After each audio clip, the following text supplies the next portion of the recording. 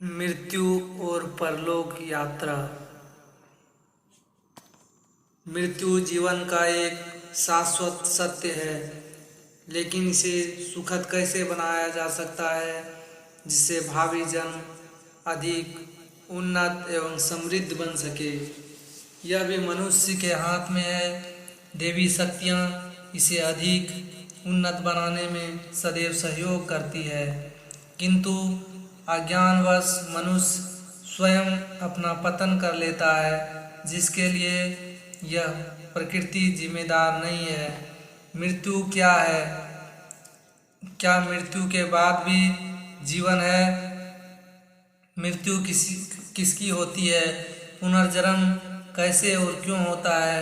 हमारे जीवन और परलोक के जीवन में क्या अंतर है? मोक्ष क्या है? इत्यादि प्रश्नों की जानकारी देने का प्रयास किया गया है श्री नंदलाल दसोरा ने। मृत्यु और परलोक यात्रा। ब्रह्म, आत्मा और शरीर, जीवात्मा का स्वरूप, अमृत का अनुभव, अमृत के बाद का जीवन, जीवात्मा का विकास, परलोक यात्रा, पुनर्जन्म और अवतार इत्यादि विषयों का गहन अध्ययन। यह स्थूल दृश्य जगत जितना हमें दिखाई देता है उससे कई गुना वह सूक्ष्म है, जिससे इस स्थूल जगत का निर्माण हुआ है। जिस प्रकार ऊर्जा ही पदार्थ का कारण है, उसी प्रकार यह सूक्ष्म जगत ही स्थूल का कारण है। जिस प्रकार समुद्र में तैरते हुए हिमखंड का 6/10 भाग पानी के भीतर रहता है, उसी प्रकार इस स्थूल जगत का बहुत बड़ा भाग सूक्ष्म रूप में है, जो स्थूल आँखों से नहीं दिखाई देता। इसके लिए दिव्य दृष्टि आवश्यक है, जो कुछ ही मनुष्यों ने प्राप्त की है, इसलिए उनके वर्णन को प्रामाणिक माना जाता है और माना जा रहा है। इस संपूर्ण जड़ चेतनात्मक जगत का ज्ञान ही अध्यात्म का विषय है, जबकि विज्ञान केवल स्थूल जगत के रहस्यों का उद्घाटन करता है।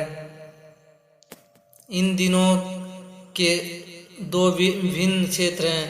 अध्यात्म का संबंध चेतना से है तथा विज्ञान का पदार्थ से। इसलिए इन दिनों की ना कोई समता है ना विरोध। अध्यात्मवादी सत्य को प्रकट करता है एवं विज्ञान परीक्षण द्वारा सत्य की खोज करता है। एक ने जाना है और दूसरा जानने की प्रक्रिया से गुजर रहा है। इसलिए अध्यात्म ज्ञान को सर्वोपरि माना जा सकता है, किंतु अध्यात्म में अंधविश्वास की संभावनाएं अधिक है एवं विज्ञान की एक सीमा है जिसके आगे उसकी गति नहीं है। इसलिए दोनों ही जीवन में श्रेष्ठता लाने के लिए आवश्यक हैं। मृत्यु जीवन का एक शाश्वत सत्य है जिसकी उपेक्षा नहीं की जा सकती, किंतु इसे सुखद बनाया जा सकता है जिससे भावी जीवन अधिक उन्नत एवं समृद्ध बन सके। यह मनुष्य के हाथ में है। देवी शक्तियाँ इसे अधिक उन्नत बनाने में सदा सहयोगी रहती है, किंतु अज्ञानवश मनुष्य स्वयं अपना पतन कर लेता है, जिसके लिए यह प्रकृति जिम्मेदार नहीं है। मृत्यु क्या है? क्या मृत्यु के बाद भी जीवन है? मृत्यु के बाद जीवात्मा किन किन लोकों में भ्रमण करती है तथा वहाँ रहकर क्या क्या कार्य करती है? क्या पुनर्जन्म भी होता है? वह क्यों होता है? मृत्यु किसकी होती है? हमारे जीवन और परलोक के जीवन में क्या भिन्नताएं एवं समानताएं हैं? क्या मोक्ष जैसी भी कोई स्थिति है? विभिन्न लोकों की जानकारी किस प्रकार प्राप्त की जाती है? आदि अनेक जटिल प्रश्नों की जानकारी इस पुस्तक में दी गई है। साथ ही सृष्टि रचना, ईश्वर, जीवात्मा एवं शरीर का स्वरूप एवं परस्पर संबंध जीवात्मा का अभिन्न विकास तथा परलोक यात्रा आदि विषयों का भी इसमें समावेश करके इसे अधिक उपयोगी बनाया गया है, जिससे पाठ पाठकगण लाभान्वित हो सकें तथा उनकी कई जिज्ञासाओं का समाधान होकर इसके अनुसार अपनी जीवन प्रणाली में परिवर्तन ला सके। भारतीय अध्यात्म क्षेत्र में असंख्य योग एवं वेदांत सर्वाधिक मान्य एवं प्रमाणिक ग्रंथ हैं, जिसका आधार वेद और उपनिषद हैं तथा इन्हीं की व्याख्या पुराणों एवं ब्रह्म सूत्र में हुई है। थियोसॉफी के दिव्य दृष्टि प्राप्त मनीषियों मैडम ब्लेवटस्की, लेडविटर, कर्नल ऑलकॉन, एनी बेसेंट तथा आचार्य रजनीश ने इस विषय पर प्रारंभिक सामग्री प्रस्तुत करके इस ज्ञान को अधिक समृद्ध बनाया है। इसके साथ ही कई पत्र पत्रिकाएं में वैज्ञानिक शोध के आधार पर इस संबंधी सामग्री प्रकाशित होती रहती है। इस विषय में पश्चिम में भी काफ़ी वैज्ञानिक शोध एवं कार्य हो रहा है। इन्हीं सबको आधार मानकर पाठकों की सुविधा की दृष्टि से इस पुस्तक का निर्माण किया गया है।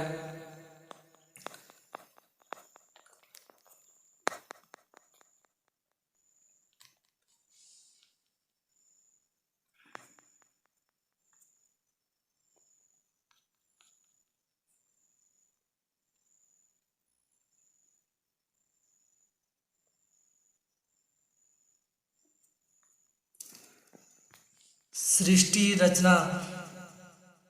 परब्रह्म का स्वरूप। सृष्टि के आदि में केवल एक तत्व विद्यमान था, जो अनंत, अगम्य, अनादि, नित्य, असोम एवं सर्वव्यापकता था।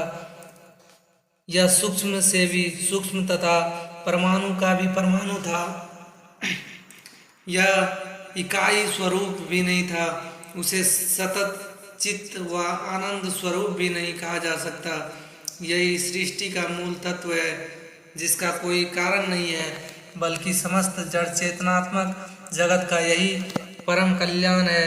जहाँ ज्ञान और क्रिया की भी अभिव्यक्ति नहीं थी, यह एक निरपेक्ष सत्य था। इसका कोई नाम रूप भी नहीं था। इसे न व्यक्त कहा जा सकता है और न अव्यक्त, न मूर्त, न अमूर्त, न दृश्य, न अदृश्य, न शांत, न स्वप्नयुक्त, न क्षर, न अक्षर, न जड़, न चेतन, न आत्मा, न परमात्मा, न शून्य, न पूर्ण। उसे कुछ भी नहीं कहा जा सकता, फिर भी वही सब कुछ है। वह समस्त अभिव्यक्तियों से पूर्ण में है। वह संपूर्ण व्यक्त सृष्टि के पूर्व की अवस्था है। वही सत्ता है जिससे अन्य सभी सत्ताएं प्रकट हुई होती है। प्रकट होने के बाद ही उन्हें नाम दिया जा सकता है। जो पैदा ही नहीं हुआ, उसे नाम कैसे दिया जा सकता है? अभिव्यक्ति से पूर्व का रूप समझ से, बोध से, ज्ञान से तथा अनुभूति से भी परे है।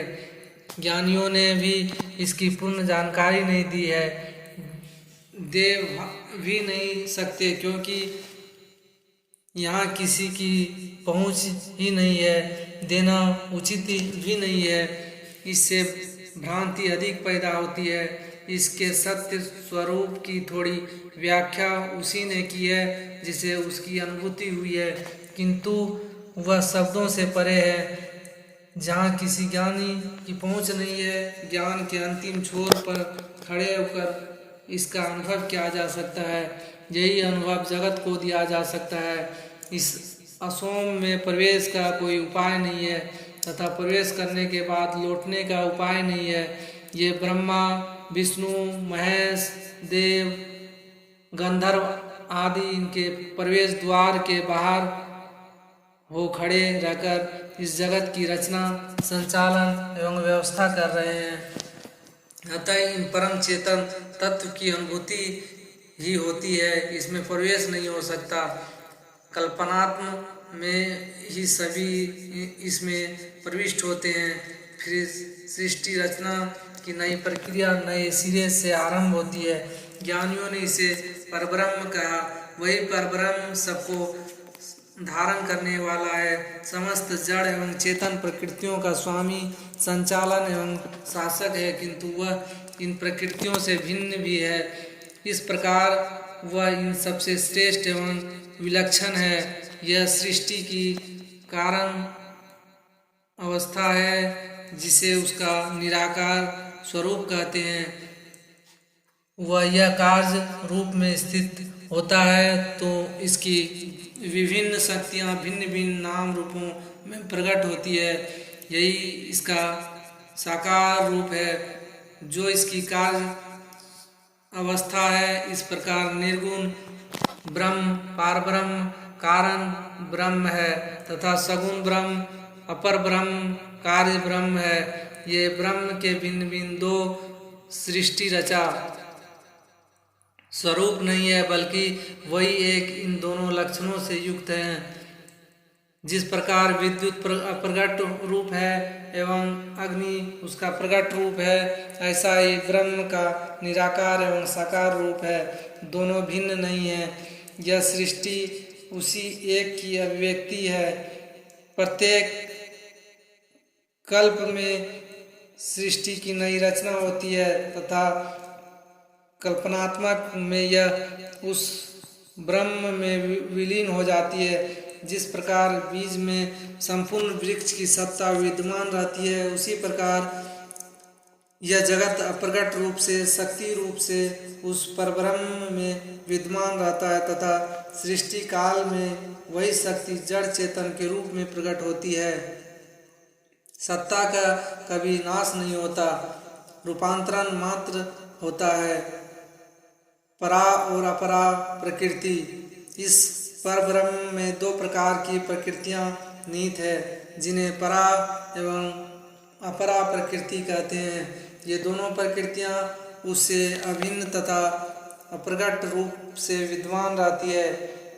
परब्रह्म की इन दोनों प्रकृतियों से इस सृष्टि की रचना होती है तथा ब्रह्म इन दोनों से विलक्षण है। इस प्रकृतियों का विस्तार ही यह दृश्य जगत है। इन प्रकृतियों की स्वतंत्र सत्ता नहीं है, वह परब्रह्म ही नित्य एवं शाश्वत है, जबकि ये प्रकृतियां अनित्य एवं विनाशी है। किंतु ज्ञान के अभाव से या अभाव में ये नित्य जैसी प्रतीत होती है। यही भ्रम है जिसे माया कहा जाता है। प्रकृति को नित्य मानना ही माया है, जो जीव के बंधन का कारण है। सत का ज्ञान होने पर ये प्रकृतियां अपने कारण ब्रह्म में विलीन हो जाती है। इसी को जीव की मुक्तावस्था कहते हैं।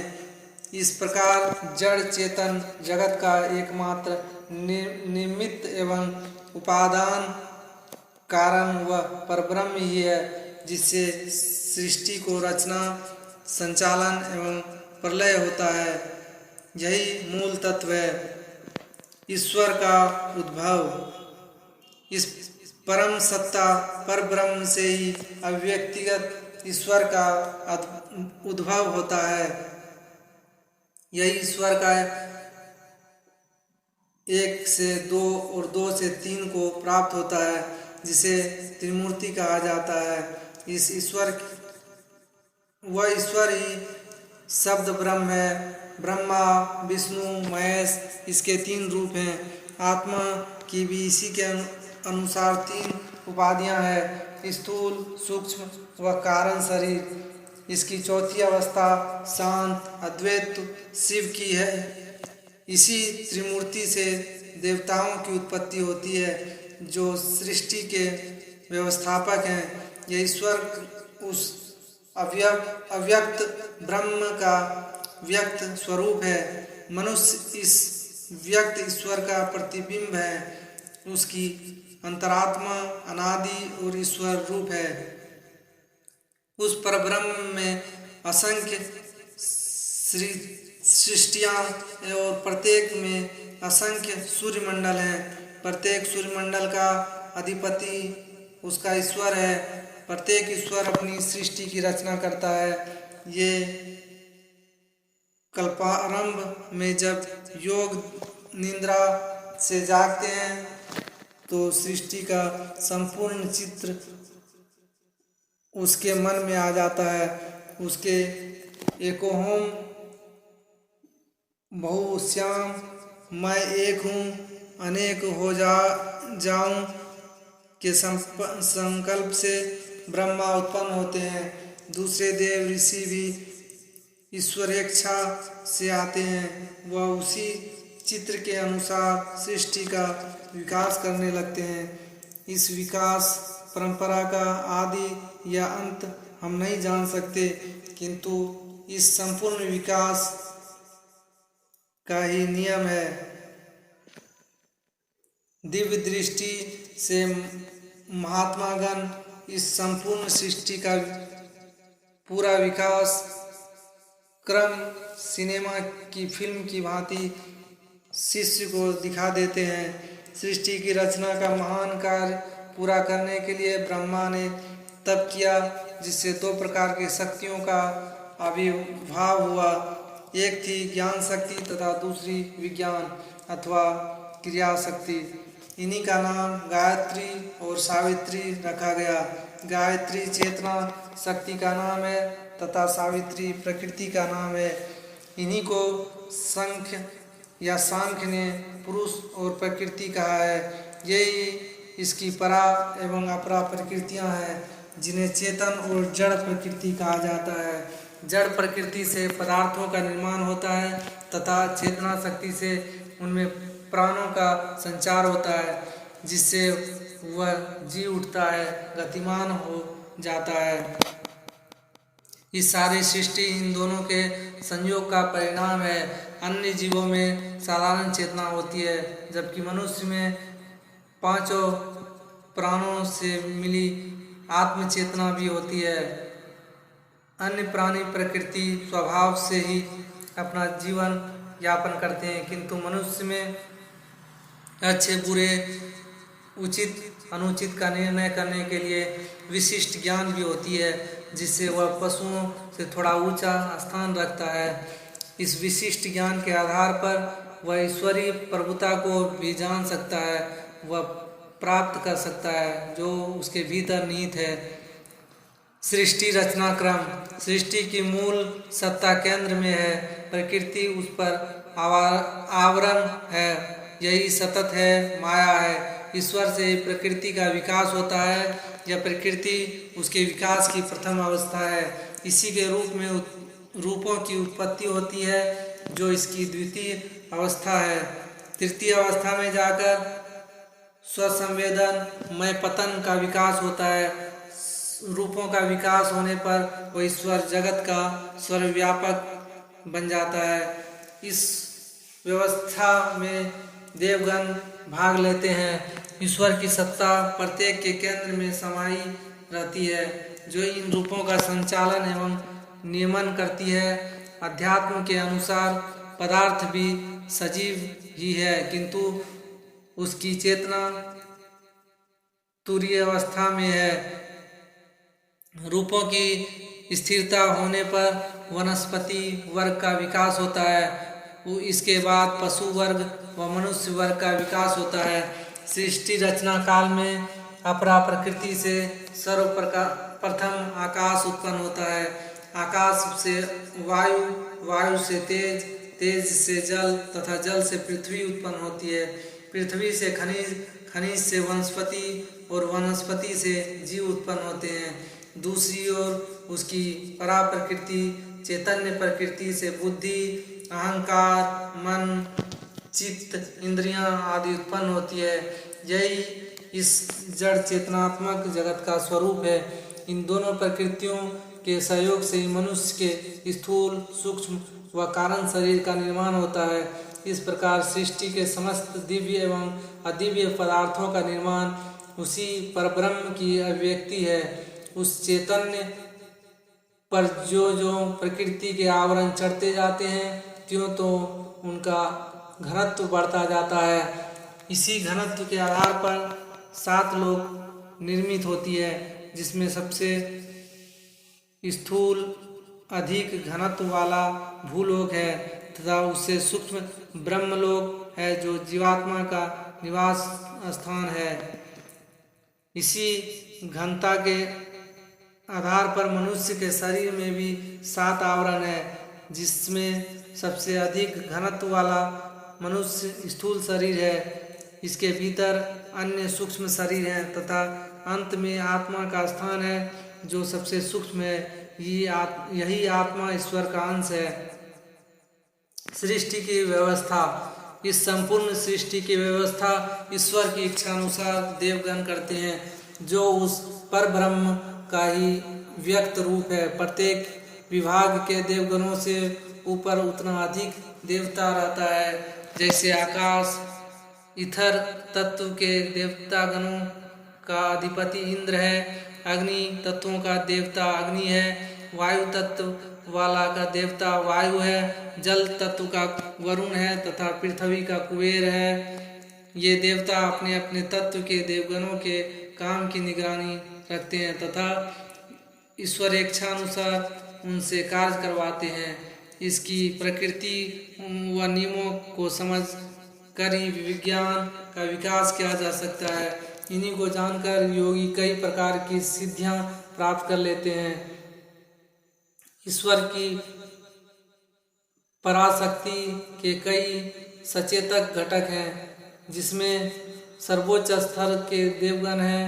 सृष्टि संचालन में इन्हीं का हाथ है, जो उस ब्रह्म चेतना के अतीव निकट माने जाते हैं एवं उसी के साथ संयुक्त हैं। इसका प्रधान कार्य सृष्टि में संतुलन बनाए रखना। ये देव ही अवतारों के रूप में ईश्वर की इच्छा से प्रकट होती है। इस देव समुदाय का दूसरा वर्ग यक्ष, गंधर्व और सिद्ध पुरुष हैं। यक्ष और गंधर्व सुरक्षित सेना की तरह है। ये महत्वपूर्ण कार्यों में ही काम करते हैं। इन्हें दिक्पाल और दिग्गज भी कहते हैं। गंधर्व काल या कला के उद्गम है तथा उल्लास के कर्णधार हैं। काम कौतुक में भी इसका हस्तक्षेप है। ये देवता यक्ष गंधर्व उच्च लोक के निवासी हैं। ये पात्रता के अनुसार मनुष्य पर अहेतुकी कृपा करते रहते हैं। आराधना अनुष्ठान से भी ये प्रसन्न होकर अनुग्रह करते देखे गए हैं। तीसरा वर्ग सिद्ध पुरुष और पितरों का है, जो भूलोकवासी प्राणियों से अधिक घनिष्ठ संबंध रखते हैं तथा इसके कार्य में अधिक रुचि लेते हैं व सहयोग करते हैं। इसके शरीर सूक्ष्म होते हुए भी आवश्यकता अनुसार ये स्थूल शरीर धारण करते रहते हैं। इसके कार्य सूक्ष्म शरीर द्वारा व्यापक स्तर पर किए जाते हैं, जो स्थूल शरीर से संभव नहीं है। इसकी जीवन अवधि असीमित होती है। इसकी क्षमता देवलोक के साथ जुड़ी रहती है। ये कहीं भी आ जा सकते हैं। ये असाधारण क्षमताएं एवं सफलताएं प्रदान करने को उत्सुक रहते हैं। ये योग्य पात्र की स्वयं तलाश कर उसी को अपना बहुमूल्य अनुग्रह प्रदान करते हैं। ये सिद्ध पुरुष भौतिक शरीर में ऋषि कहलाते हैं तथा सूक्ष्म शरीर में इन्हें दिव्य पुरुष कहते हैं। ये देव और पुरुष की बीच की स्थिति में होते हैं। इसमें संपर्क किया जा सकता है। भौतिक लाभ के लिए ये पितर ही सहायता करते हैं। इसके लिए सिद्ध पुरुषों के संपर्क करना उचित नहीं है। ये केवल आत्मिक उन्नति में ही सहायक होते हैं। ये उपयुक्त पात्र की तलाश में रहते हैं, जिसके माध्यम से अपना ज्ञान सृष्टि को देते हैं।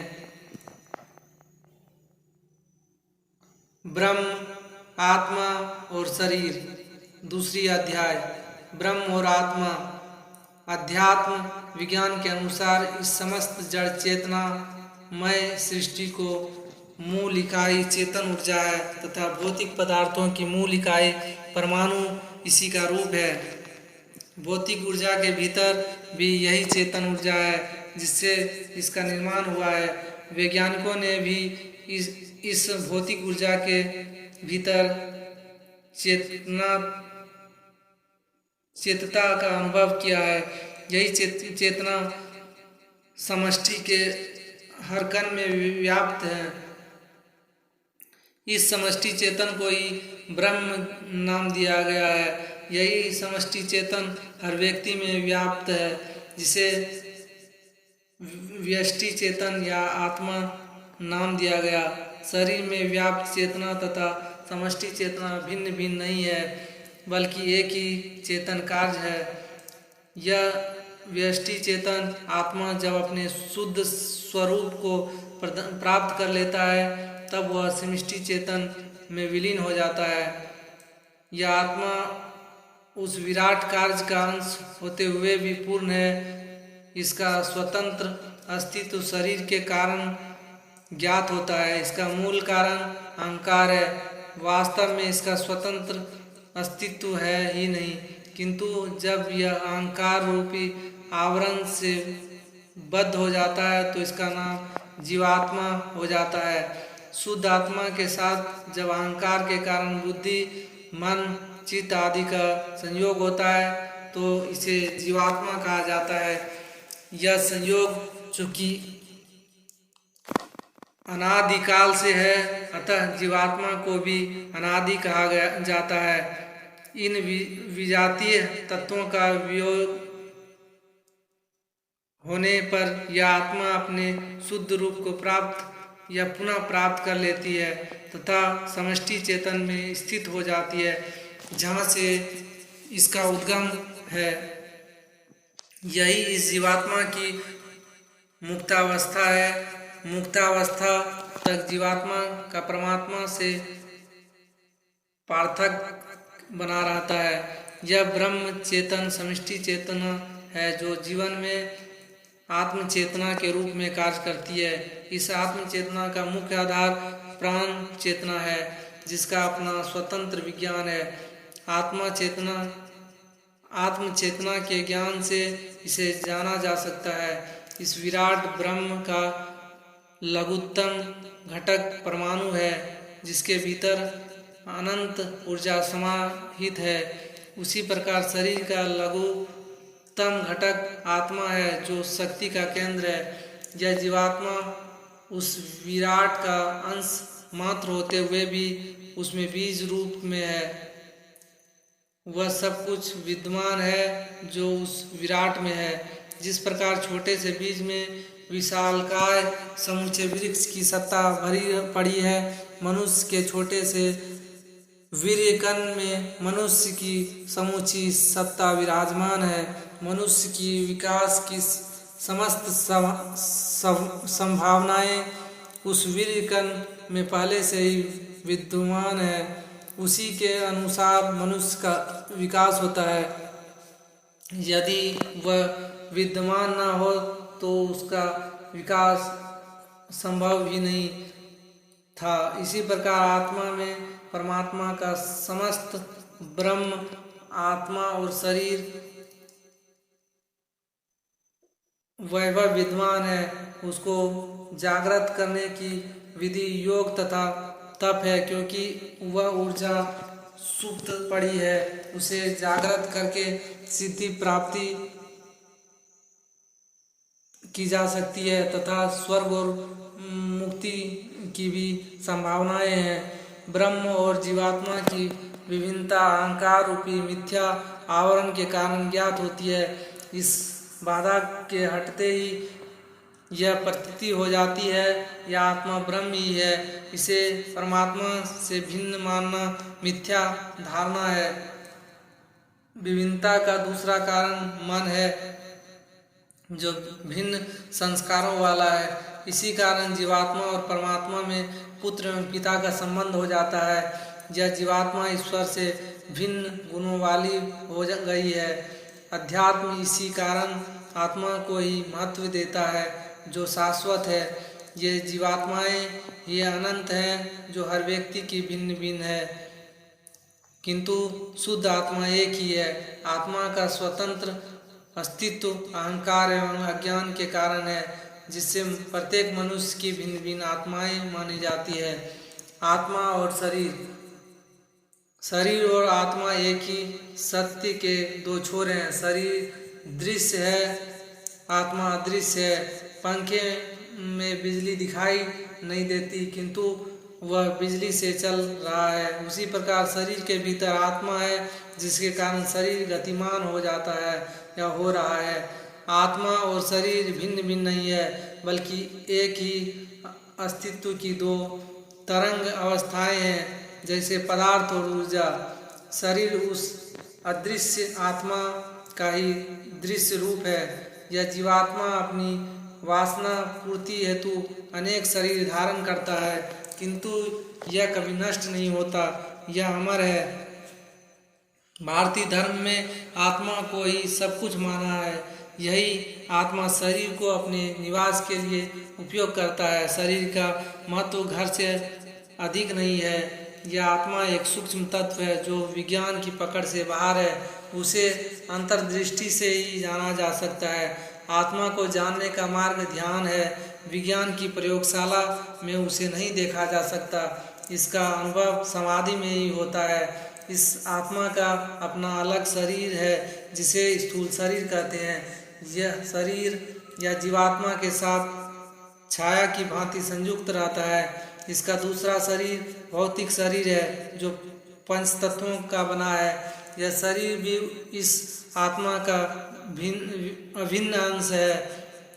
आत्मा की अभिव्यक्ति इसी शरीर से हुई है। इसके बिना आत्मा को नहीं जाना जा सकता। यह आत्मा अपनी वासना पूर्ति हेतु इसे धारण करता है। वह व्यर्थ हो जाने पर इसे छोड़ देता है तथा नया शरीर ग्रहण कर लेता है। आत्मा की उपस्थिति से ही शरीर की समस्त कोशिकाएं जीवित रहती है। शरीर से आत्मा के निकल जाने पर वे मृत हो जाते हैं तथा इसके मृत हो जाने से यह शरीर भी मृत हो जाता है। मृत शरीर में भी आत्मा का प्रवेश हो जाने पर वह जीवित हो उठता है। शरीर हर जन्म में बदल जाता है, किंतु जीवात्मा वही रहता है। यह जीवात्मा की क्रिया शक्ति का माध्यम मात्र है, जिससे जीवात्मा क्रिया करता है। इसका महत्व मशीन की भांति है। मन, बुद्धि, चित्त, अहंकार उसके कर्मचारी हैं। मन इसका मैनेजर है या व्यवस्थापक है, जो संपूर्ण व्यवस्था करता है। ये सभी आत्मा रूपी शक्ति से संचालित हैं। मृत्यु पर आत्मा ही शरीर को अपने से अलग देखता है। शरीर आत्मा को नहीं देखता, क्योंकि आत्मा ही दृष्टा है। जीवन की घटनाओं का प्रभाव आत्मा पर नहीं पड़ता, मन, अहंकार आदि पर पड़ता है। वे ही इसके लिए जिम्मेदार हैं, शक्ति जिम्मेदार नहीं है। कुंडलिनी शक्ति, शरीर के भीतर जो कार्य का केंद्र है उसे कुंडलिनी कहा जाता है। यह शक्ति सुप्तावस्था में है। शरीर को जितनी शक्ति की आवश्यकता है, उतनी शक्ति उसे स्वतः मिलती रहती है। यही जीवन ऊर्जा का केंद्र है। विशेष कार्य के लिए शरीर को अतिरिक्त शक्ति की आवश्यकता होने पर यह यहीं से प्राप्त होती है। सामान्य व्यक्ति इसके 15% का ही उपयोग कर रहा है, बाकी सुप्त पड़ी है। इसको विधि पूर्वक जागृत भी किया जा सकता है। हठ योग में इसकी विधियां है, किंतु वह सामान्य व्यक्ति के लिए उपयुक्त नहीं है। इस विधि से अचानक विस्फोट के कारण उसका जागरण होता है, जिससे पूर्ण तैयारी का न होने पर मनुष्य पागल भी हो सकता है, वह मृत्यु भी हो सकता है। अन्य कई सामान्य विधियां हैं जिससे धीरे धीरे इसको जागृत किया जा सकता है। अतिरिक्त शक्ति के जागरण से मनुष्य को अतिनिंद्रा ज्ञान होता है या अतिनिंद्र ज्ञान होती है। कई व्यक्ति को तो इसके 1:1/2% का ही उपयोग करके जी रहे हैं। शक्ति सबसे बराबर है, शक्ति सब में बराबर है। कुंडलिनी शक्ति के जागरण से साधक को पहले जीवात्मा का अनुभव होता है। इसमें उन्हें भिन्न दो आत्माएं ज्ञात होती है, ये आत्मा का स्वरूप है। इसके बाद आत्मा का अनुभव होता है जो समष्टिगत आत्मा है, यही ब्रह्म का स्वरूप है। कुंडलिनी जागरण से परमात्मा की थोड़ी सी झलक मिलती है, किंतु उसे पाने के लिए आत्मा को भी खोना पड़ता है, अन्यथा यात्रा यहीं पर अवरुद्ध हो जाती है। अतीन्द्रिय ज्ञान में शरीर, मन, बुद्धि, चित्त, आत्मा, सिद्धियां, अहंकार आदि के अनेक कटु एवं लुभावने दृश्य सामने आते हैं। इसमें जहाँ मन ठहर गया वहीं यात्रा अवरुद्ध हो जाती है। जो इन मन, अहंकार आदि को खोना नहीं चाहता वह आत्मा पर ही रुक जाता है, उसकी आगे की यात्रा अवरुद्ध हो जाती है। आत्मा को भी खोने पर उसे मुक्ति का अनुभव होता है।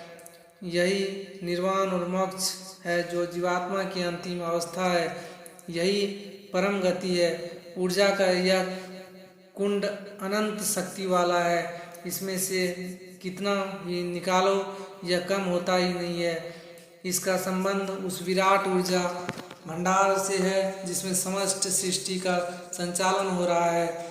वही अनंत ऊर्जा इस शरीर को निरंतर प्राप्त हो रही है, इसे खर्च करने पर ही यह प्राप्त होती है, अन्यथा नहीं। आत्मा की अमरता, आत्मा अमर है तथा शरीर के नाश होने पर भी इसका नाश नहीं होता। यह पुनर्जीवित जन्म भी ग्रहण करता है। इसका संबंध शरीर से थोड़े समय ही बना रहता है। यह आत्मा शरीर से अलग होकर भी जीवित रहता है। हीरोडोटस ने कहा, शरीर के नाश होने पर आत्मा जन्म लेने वाले प्राणियों में पुनः प्रवेश करता है, जो थलचर, नभचर और जलचर प्राणियों में भटकते भटकते 3 सहस्त्र वर्षों में पुनः मनुष्य शरीर में लौट कर आता है। पुराने मिथ निवासी मानते थे कि आत्मा अपने निजी अलग अस्तित्व में रहता है और शरीर से संबंध विच्छेद नहीं कर सकता। मृत शरीर के नाश होने पर यह आत्मा को पुनः मृत्यु एवं निवास का दुख भोगना पड़ता है। मृत्यु के बाद आत्मा संसार भर में स्वतंत्रता पूर्वक विचरण करता है, परंतु रात के समय सदा दुखी, भूखा प्यासा अपने मृत शरीर के पास लौट आता है। यदि पुराने शरीर में कोई चोट आ जाए तो आत्मा के भी उसी भाग में चोट आ जाती है। इसी कारण मिस्र निवासियों ने मुर्दे की रक्षा के लिए ममीज का आविष्कार किया। खांडिलियन लोग मानते थे कि आत्मा अपनी कब्र से ही बंधा रहता है। वे मुर्दे के पुनः जी उठने की आशा करते थे। आर्य जाति का विश्वास था कि आत्मा शरीर से अलग रहकर अधिक आनंद से रहती है, अतः उन्होंने मुर्दों को शीघ्र जलाने की व्यवस्था की। वे यह मानते थे कि शरीर को नष्ट कर देने से आत्मा का उससे मोह छूट जाता है, जिससे उसे अपनी अगली यात्रा में सहायता मिलती है, अन्यथा वह शरीर से ही बंधा रहता है। उन्होंने यह भी कहा कि यह आत्माएं इंद्रियों के उपयोग के लिए पुनः आना चाहती है। ईसा मसीह के ज़माने में फरीसी लोग मानते थे कि आत्मा भिन्न भिन्न अंगों में भटकता रहता है। ईसा मसीह ने भी कहा था कि पैगंबर इलियास ही जॉन वेस्टिफ बनकर पुनः आए थे। पाइथागोरस प्रथम यूनानी थे, उन्होंने यूनान को पुनर्जन्म का सिद्धांत दिया। आत्मानुभव, आत्मज्ञान ही परमात्मा का ज्ञान है। प्रत्येक व्यक्ति शरीर नहीं आत्मा है, इसलिए परमात्मा भी वही है।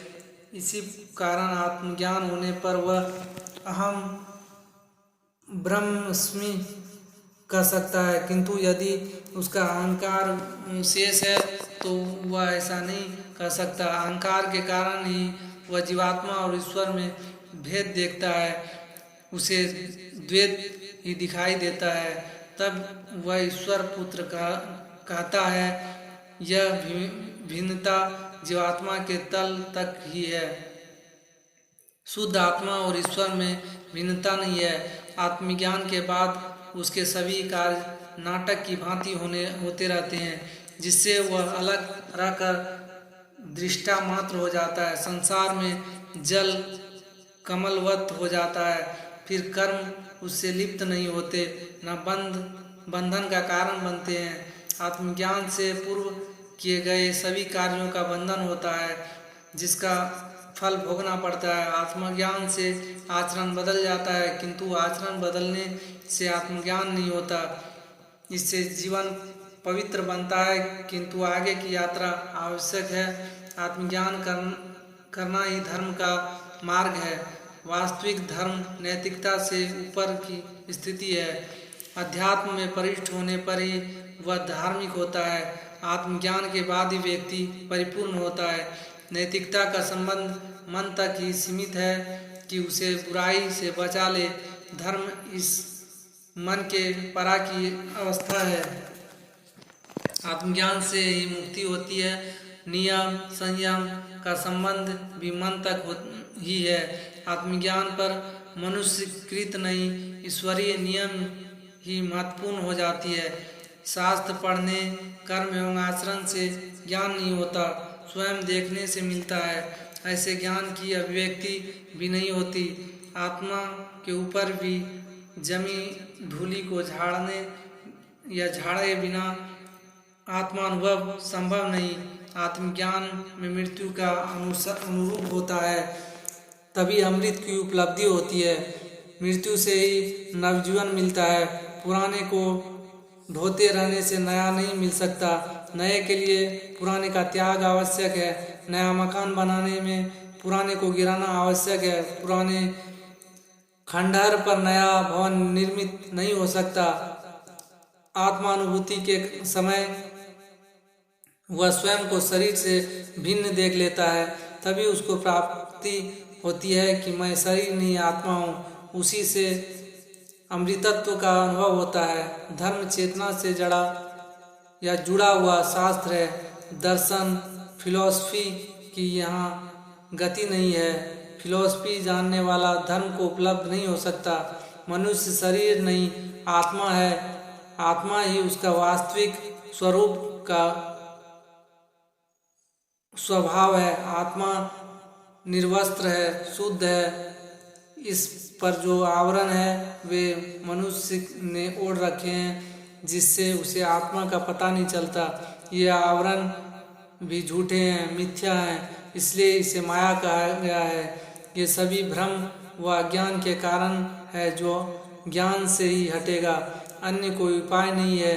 अपने वास्तविक स्वरूप को पहचान लेना ही मुक्ति है। जब तक ब्रह्म और आत्मा की एकता का बोध नहीं हो जाता, तब तक स्वकल्पों में भी मुक्ति नहीं हो सकती। जीवात्मा तथा परमात्मा का जो भेद है वह सदा बनी ही रहेगी।